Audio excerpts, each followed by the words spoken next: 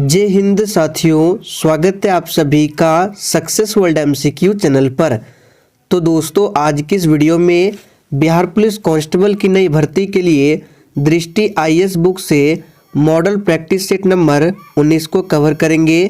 तो जल्दी से आप सभी लाइव में जुड़ जाइए। सभी को गुड इवनिंग। तो दोस्तों, आज के सेशन का पहला प्रश्न है, कौन सा एंजाइम भोजन में उपस्थित जीवाणुओं को नष्ट करता है। चलिए आप सभी पहले प्रश्न के लिए फटाफट से लाइव चैट में आंसर बताएंगे। कौन सा एंजाइम है जो भोजन में उपस्थित जीवाणुओं को नष्ट करता है। तो यहाँ पे पहले प्रश्न का आंसर क्या होगा, डी ऑप्शन लाइसोजाइम। ये क्या करता है, भोजन में उपस्थित जीवाणुओं को नष्ट करता है। दूसरा प्रश्न है, अवस्रव्य तरंगों की आवृत्ति कितनी होती है।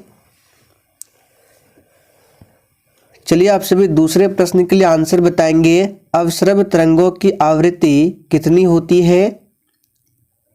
तो देखिए इस प्रश्न का सही आंसर क्या होगा। तो जो ये बच्चे सी ऑप्शन दिए हैं, आपका बिल्कुल सही जवाब है 20 हर्ट्ज से कम। ये है अवस्रव्य तरंगों की आवृत्ति। इसको इंग्लिश में बोला जाता है इंफ्रासोनिक्स, और 20 हर्ट्ज से 20,000 हर्ट्ज के बीच इसको बोला जाता है श्रव्य तरंग। आगे देखिए, कृत्रिम वर्षा उत्पन्न कराने में उपयोग होता है। और देखिए प्रत्येक स्टूडेंट को लाइव चैट में आंसर बताना है, तभी आप सभी का प्रॉपर तरीके से रिवीजन होगा। तो कृत्रिम वर्षा उत्पन्न कराने में उपयोग होता है, बिल्कुल सही आंसर दिए हैं, सिल्वर आयोडाइड का उपयोग होता है। चौथा प्रश्न है, निम्न में से कौन सा पदार्थ नाभिकीय रिएक्टर में मंदक का काम करता है। चलिए आप सभी चौथे प्रश्न के लिए फटाफट से आंसर बताएंगे, बिल्कुल टॉप लेवल का प्रश्न है।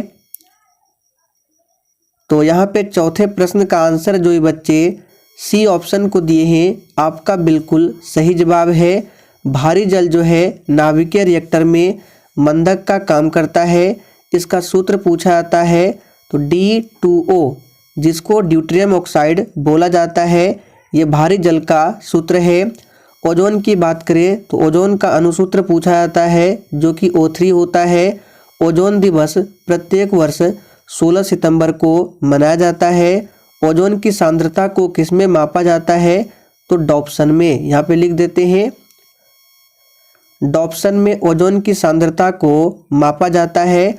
और ओजोन लेयर किस मंडल में पाया जाता है, तो याद रखिएगा समताप मंडल में। अगला प्रश्न है, इंसुलिन उत्पादित होता है। चलिए आप सभी 5 के लिए फटाफट से आंसर बताइए, इंसुलिन किसके द्वारा उत्पादित होता है। तो यहाँ पे इस प्रश्न का आंसर जो बच्चे डी ऑप्शन दिए हैं, आपका बिल्कुल सही जवाब है अग्नाशय यानी कि पैनक्रियाज द्वारा इंसुलिन उत्पादित होता है। और इंसुलिन की कमी से कौन सा रोग होता है, तो याद रखिएगा मधुमेह नामक रोग होता है इंसुलिन की कमी से। आप लोग कमेंट करके बताएंगे इंसुलिन की अधिकता से कौन सा रोग होता है। और मधुमेह दिवस किस तारीख को मनाया जाता है, मध्य से सिपाही में पूछा गया था। तो याद रखिएगा 14 नवंबर को विश्व मधुमेह दिवस मनाया जाता है, और इस दिन बाल दिवस भी मनाया जाता है। हाइड्रोजन के समस्थानिकों की संख्या कितनी है। चलिए आप सभी 6 के लिए फटाफट से आंसर बताएंगे। तो देखिए याद कीजिए, हमने आपको बताया था हाइड्रोजन के 3 समस्थानिक होते हैं। कौन कौन से, प्रोटियम, ड्यूटेरियम और ट्राइटियम। और देखिए हाइड्रोजन के जो ट्राइटियम समस्थानिक होते हैं, रेडियो सक्रियता को प्रदर्शित करता है। हाइड्रोजन को भविष्य का ईंधन भी कहा जाता है। यहाँ पे सही जवाब है बी ऑप्शन 3। पिच ब्लेड किसका एक अयस्क है। चलिए 7 के लिए आंसर कीजिए, पिच ब्लेड किसका एक अयस्क है। तो बिल्कुल सही आंसर दिए हैं, ये यूरेनियम का अयस्क है। और देखिए यूरेनियम को आशा धातु भी कहा जाता है। यहाँ पे लिख देते हैं, आशा धातु मेटल ऑफ होप यूरेनियम को कहा जाता है। विटामिन ए मुख्यतः कहाँ पर संग्रहित होता है? चलिए फटाफट से 8 के लिए आंसर बताइए। विटामिन ए मुख्यतः कहाँ पर संग्रहित होता है? तो 8वें प्रश्न का आंसर है डी ऑप्शन, यकृत में, याद रखिएगा। और विटामिन ए का रासायनिक नाम क्या होता है? तो रेटिनॉल। यह विटामिन ए का रासायनिक नाम है। और विटामिन ए की कमी से कौन सी बीमारी होती है? तो रतौंधी बीमारी होती है। और विटामिन ए का स्रोत क्या है? तो गाजर है। मादा क्यूलेक्स मच्छर निम्नलिखित में से किस रोग की वाहक है? चलिए आप सभी 9 के लिए फटाफट से आंसर बताएंगे। और दोस्तों अगर आपको सेशन पसंद आ रहा है तो आप सभी सेशन को दिल से ज़रूर लाइक करें। तो मादा क्यूलेक्स मच्छर किस रोग की वाहक है? तो याद रखिएगा फाइलेरिया। और मलेरिया किसके कारण होता है? तो ये मादा एनाफ्लिज मच्छर के कारण होता है। याद रखिएगा मादा एनाफ्लिज। और फाइलेरिया जो है ये मादा क्यूलेक्स मच्छर के कारण होता है। थायराइड ग्रंथि का स्थान कहाँ है? तो यहाँ पे इसका आंसर क्या हो जाएगा? बी ऑप्शन, थायराइड ग्रंथि गले में होती है। भारत में प्रथम कृषि विश्वविद्यालय की स्थापना किस राज्य में हुई थी? और देखिए दोस्तों सेशन के लास्ट में आप सभी को अपना अपना स्कोर कमेंट करके हमें ज़रूर बताना है। मैं सभी के स्कोर को चेक करूंगा। तो यहाँ पे सही जवाब है सी ऑप्शन, उत्तराखंड। उत्तराखंड की राजधानी कहाँ है? देहरादून। और उत्तराखंड को फूलों की घाटी भी कहा जाता है। तो याद रखिएगा फूलों की घाटी कहाँ है? उत्तराखंड में है। कर्नाटक की राजधानी कहाँ है? बेंगलुरु। और कर्नाटक की राजधानी बेंगलुरु को सिलिकॉन सिटी भी कहा जाता है, यानी कि सिलिकॉन वैली।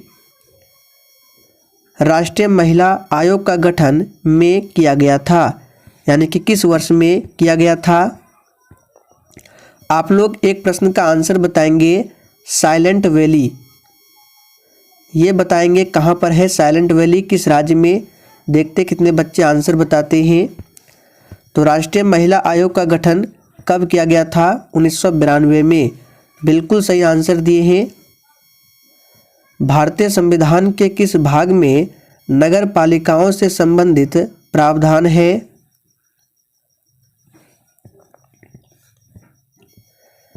तो नगर पालिकाओं से संबंधित प्रावधान किस भाग में है?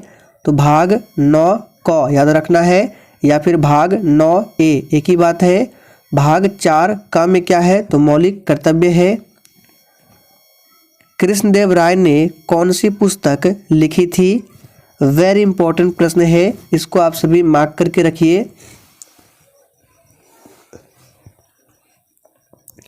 तो देखिए दोस्तों कृष्णदेव राय जो है बाबर के समकालीन थे और इन्होंने पुस्तक लिखी है अमुक्त माल्यद। तो डी ऑप्शन जो ही बच्चे दिए हैं आपका बिल्कुल सही जवाब है।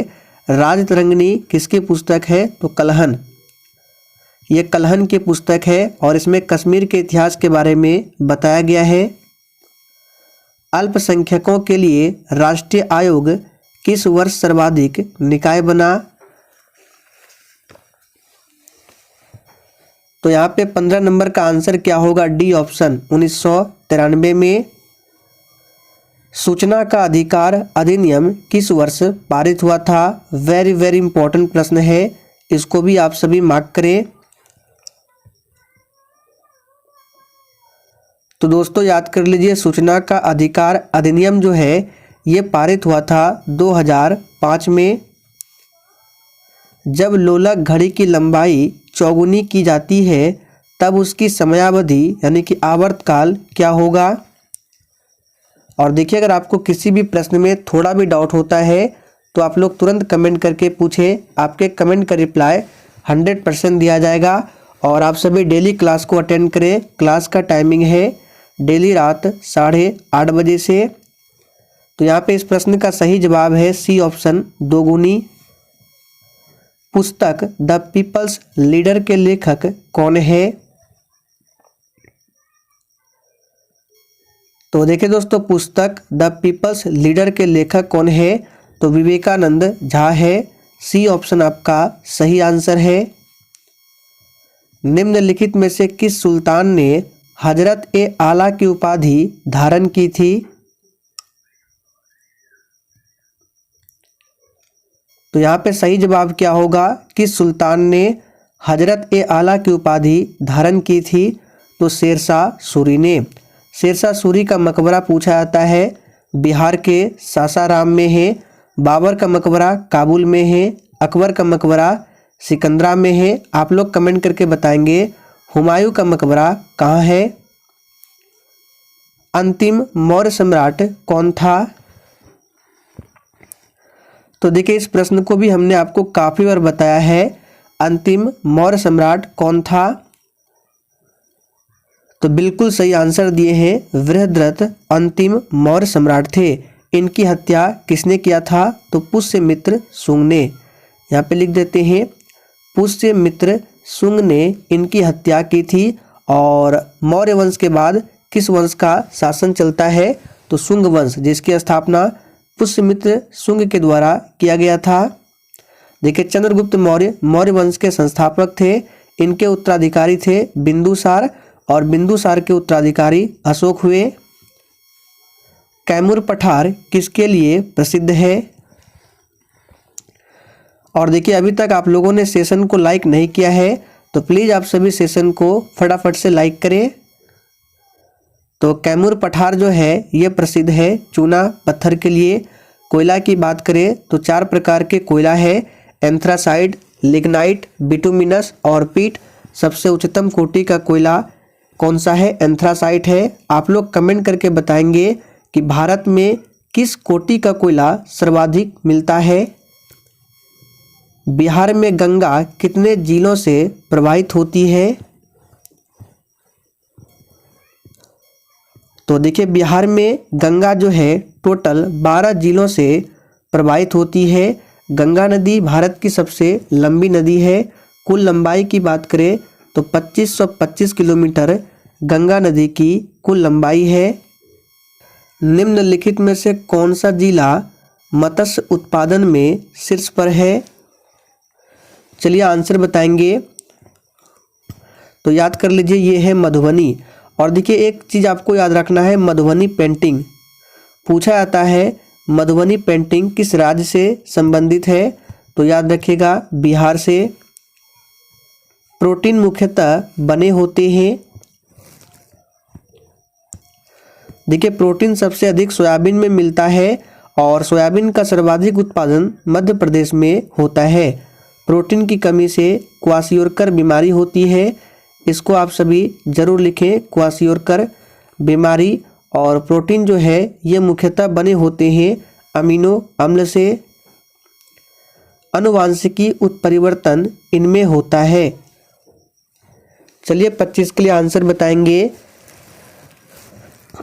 तो आनुवांशिकी उत्परिवर्तन किसमें होता है? तो याद रखिएगा, क्रोमोसोम में। सतीश धवन अंतरिक्ष केंद्र श्रीहरिकोटा किस राज्य में स्थित है? चलिए 26 के लिए आंसर बताएंगे फटाफट से। सतीश धवन अंतरिक्ष केंद्र जो कि श्रीहरिकोटा है, ये किस राज्य में स्थित है? तो याद रखिएगा, ये आंध्र प्रदेश में स्थित है। और देखिए, आंध्र प्रदेश भारत का एक ऐसा राज्य है जो भाषा के आधार पर सबसे पहले गठित हुआ था। भारत का राष्ट्रीय आदर्श वाक्य क्या है?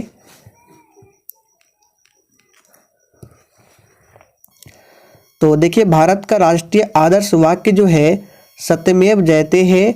और इसे कहाँ से लिया गया है ये भी पूछा जाता है। तो मुंडकोपनिषद से सत्यमेव जयते को लिया गया है। वंदे मातरम की बात करें तो भारत का राष्ट्रीय गीत है वंदे मातरम, और इसके रचयिता कौन है? तो बंकिम चंद्र चटर्जी है। वंदे मातरम को पहली बार कब गाया गया था? तो 1896 में गाया गया था, कलकत्ता में। सीरिया की राजधानी कौन सी है? बिल्कुल 1 नंबर का प्रश्न है। चलिए आंसर बताएंगे। सीरिया की राजधानी कौन सी है? तो देखिए आप लोगों ने पढ़ा होगा सीरिया की राजधानी क्या है? दमिश्क। दमिश्क जो है सीरिया की राजधानी है। देखिए ऑप्शन ए में दिया गया है दमास्कस, तो दमास्कस भी लिखा जाता है और दमिश्क, दोनों याद रखना है। पोलियो वैक्सीन की खोज किसके द्वारा की गई थी? वेरी इंपॉर्टेंट प्रश्न है, इसको भी आप सभी मार्क करें। पोलियो वैक्सीन की खोज किसके द्वारा की गई थी? तो सही आंसर है सी ऑप्शन, याद कर लीजिए, जोनास साल्क के द्वारा पोलियो वैक्सीन की खोज की गई थी। जीका वायरस किसके द्वारा संचालित होता है? तो देखिए दोस्तों, जीका वायरस जो है ये मच्छर द्वारा संचालित होता है, तो बी ऑप्शन आपका सही जवाब है। मनुष्य में ताप नियमन को खाली स्थान द्वारा नियंत्रित किया जाता है। तो देखिए मनुष्य में ताप नियमन को किसके द्वारा नियंत्रित किया जाता है? तो हाइपोथैलेमस ग्रंथि के द्वारा। यकृत ग्रंथि मानव शरीर की सबसे बड़ी ग्रंथि है और मानव शरीर का सबसे बड़ा अंग पूछे तो त्वचा मानव शरीर का सबसे बड़ा अंग है। मानव शरीर में प्रोस्टेट एक क्या है? तो हमने आपको पहले भी बताया था इस प्रश्न को। मानव शरीर में प्रोस्टेट जो है ये एक प्रकार का ग्रंथि है, याद रखना है। असहयोग आंदोलन के दौरान बिहार में कृषकों का नेतृत्व किसने किया था? देखिए ये प्रश्न बिहार पुलिस के एग्जाम में अब तक 2 से 3 बार पूछा जा चुका है, तो इसको आप सभी जरूर ध्यान रखें। तो असहयोग आंदोलन की शुरुआत कब होती है? तो 1 अगस्त 1920 को असहयोग आंदोलन की शुरुआत होती है और असहयोग आंदोलन को वापस कब लिया गया था? तो 1922 में वापस लिया गया था। किसके कारण? तो चौरी चौरा हत्याकांड के कारण। और असहयोग आंदोलन का नेतृत्व किसने किया था? महात्मा गांधी ने। यहाँ पे सही जवाब क्या होगा? ए ऑप्शन, स्वामी विद्यानंद ने असहयोग आंदोलन के दौरान बिहार में कृषकों का नेतृत्व किया था। निम्न में से किस मुगल सम्राट ने शिक्षा संबंधी सुधार किए थे? चलिए फटाफट से आंसर बताएंगे। देखिए यहाँ पे है शिक्षा, तो एक प्रश्न बनता है कि शिक्षा किस सूची का विषय है? तो याद रखिएगा शिक्षा जो है समवर्ती सूची का विषय है। यहाँ पे 34 का आंसर क्या होगा? D option, Akbar. और याद रखिएगा अकबर ने ही 1582 ईस्वी में दीन ए इलाही धर्म की स्थापना की थी। दिल्ली के लाल किले में मोती मस्जिद का निर्माण किसने किया था? तो देखिए यहाँ पे क्या पूछा जा रहा है? दिल्ली के लाल किले में मोती मस्जिद का निर्माण तो ये किया था औरंगजेब ने, याद रखिएगा औरंगजेब ने। भारत का संविधान पूर्ण रूप से कब तैयार हुआ था? देखिए ये प्रश्न बहुत ही सिंपल है लेकिन आपके एग्जाम में पूछे आते हैं, तो इसको भी आप लोग मार्क करके रखेंगे। भारत का संविधान जो पूर्ण रूप से तैयार हुआ था 26 नवंबर 1949 को और पूर्णतः लागू हुआ था 26 जनवरी 1950 को। तो सही जवाब है बी ऑप्शन। भारत के पूर्व राष्ट्रपतियों में निम्नलिखित में से कौन बिहार का राज्यपाल रह चुका था? तो यहाँ पे आपको ऑप्शन के अकॉर्डिंग आंसर बताना है। तो सही जवाब है डॉक्टर जाकिर हुसैन। इसके अलावे रामनाथ कोविंद भी बिहार के राज्यपाल रह चुके थे। निम्नलिखित में से सबसे कम गलनांक किसका है? चलिए फटाफट से आंसर बताएंगे। बिल्कुल 1 नंबर का प्रश्न है। निम्नलिखित में से किसका गलनांक सबसे कम है? तो याद रखिएगा ये है पारा का। अगला प्रश्न है कॉपर सल्फेट के लोहे के साथ अभिक्रिया में आयरन सल्फेट और क्या बनता है? तो देखिए दोस्तों, कॉपर सल्फेट की लोहे के साथ अभिक्रिया में आयरन सल्फेट और कॉपर बनता है। तो सही जवाब है डी ऑप्शन। आखिरी प्रश्न है, धातुओं का राजा क्या है? तो यहाँ पे आंसर हो जाएगा डी ऑप्शन। सोना को धातुओं का राजा कहा जाता है। और आशा धातु किसे कहा जाता है? तो हमने आपको बताया यूरेनियम। यूरेनियम को आशा धातु कहा जाता है। तो दोस्तों आज के लिए इतना ही। सेशन पसंद आया हो तो सभी लोग सेशन को लाइक करें और सेशन को अधिक से अधिक दोस्तों के साथ ज़रूर शेयर करें।